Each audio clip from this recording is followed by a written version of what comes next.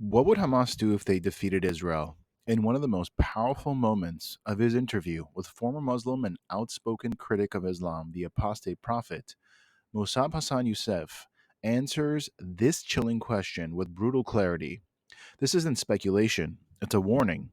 If you care about truth, about history, and about the survival of the Jewish people, you need to hear this.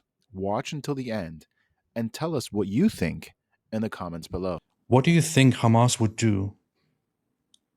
In short, I want to play a clip, but what do you think Hamas would do to the Israelis and the Jews if they succeeded and defeated Israel and took over the region? Simply, they would do what the Nazis did. Yeah. If Israel did not have the power to defend itself, the Arabs would have invaded long time ago. They tried back in 1947. They tried back in 1967, 1973, and they kept trying until today. If Israel is not a strong country, and everyone in Israel, unfortunately, before they go to school, they're required to train how to defend themselves and how to work together, because the Jewish trauma after the Holocaust taught them something different than any other society. And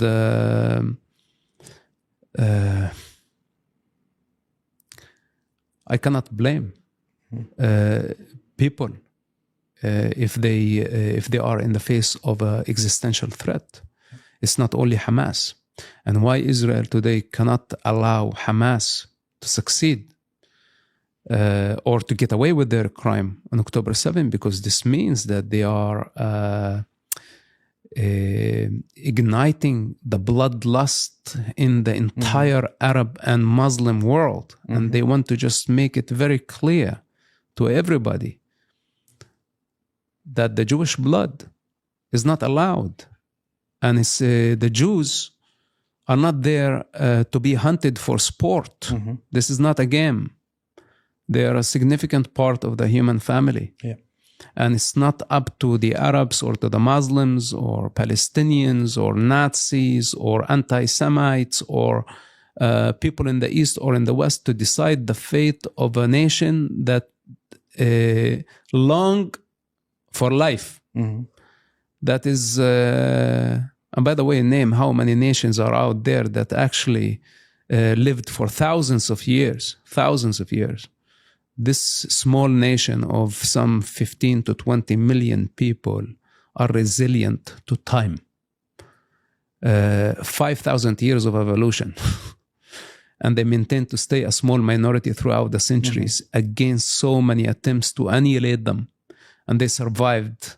It's a miracle. Israel is a miracle, the biggest miracle of all time. It is very, very admirable. And to just dedicate one's life to annihilate such people. For what?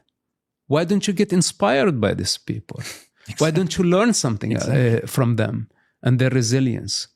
They are the symbol of life against so many odds. And yes, if you allow Hamas and the other savages, even if you allow some newly indoctrinated Americans to harass the Jewish people, to abuse the Jewish people, things will develop very, very fast, and it becomes a Holocaust again. And this is what we have been warning from the beginning of the war. Now with the social media transcending all the political borders and invading the Americans at home and at campuses, dividing the country, spreading hateful ideology based on the victim narrative, where within no time they started as anti-war activists. Now then they became pro-Palestine, then suddenly became anti-Israel, then now they are becoming Nazis. Yeah. And this is in less than a year.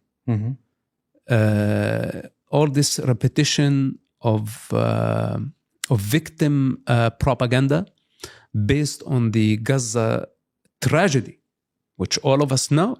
that war is ugly and civilian casualty and the collateral damage. And these people now, they choose to be the victim. And worse than those who identify with the victim, the ones who identify as the saviors, to pose as the savior of the Gaza children. On one hand, pushing the violent ideology. On the other hand, to complain when there is civilian casualty. Well, you are the cause, but you are not aware of it.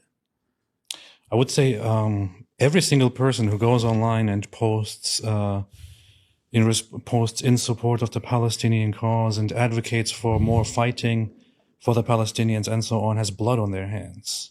I would say this again and again, and I don't feel sorry about it. But they have blood on their hands because they continue fueling a fight that is completely unnecessary, that is lost, that is hopeless, and that only results in the deaths of more and more people. People sit in their comfortable homes and post about free Palestine, and all they contribute is more death, more blood. How can they contribute?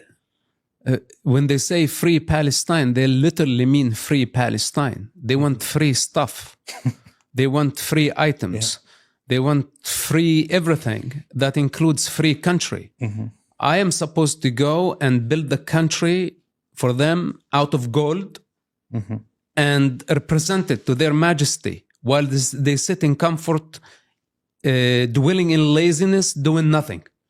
This is what free Palestine means, because Palestine never existed as a country. It has never been occupied. And to say free something that does not exist, like free Santa, or like free Wakanda, there is no difference.